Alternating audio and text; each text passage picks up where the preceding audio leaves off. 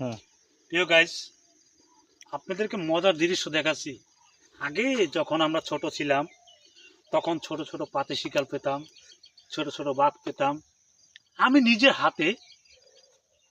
নিজের হাতে মেরেছি এবং তাদেরকে যন্ত্রণাও দিয়েছি। এখন বুঝি যে একটা জীব হত্যা করা মহাপাপ।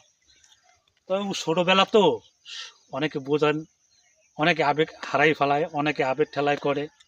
তো তখন তো বুঝলাম না।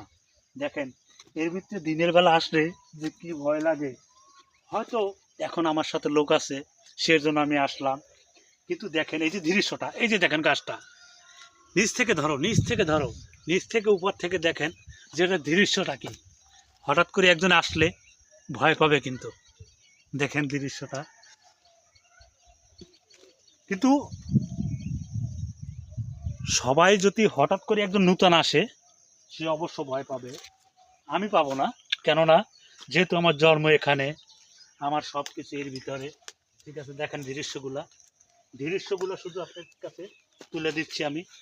যে দেখেন যে আল্লাহর কি কিরামত এবং আল্লাহর কি নিয়ম। দেখেন যে কত সুন্দর আল্লাহর সৃষ্টি দ্বারা।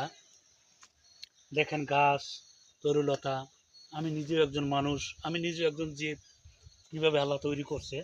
দেখেন মজার একটা দৃশ্য। সবাই আসবেন, সবাই দেখবেন, আপনাদেরকে আনন্দ দেব, উৎসাহ দেব, আপনারা আমার জন্য দোয়া করবেন। এটাই শুধু চাচ্ছি আপনাদের কাছে। দেখেন সুন্দর সুন্দর দৃশ্য আমি দেখাচ্ছি আপনাদেরকে। ধরতে গেলে কি হয় কি জানেন, মনে হচ্ছে যে আমরা মনে হয় আফ্রিকার জঙ্গলে আছি, এমন দৃশ্য। এই যে দেখেন গাছ, তরুলতা, এই সব কিছুই। ঠিক আছে, কত সুন্দর একটা পরিবেশ।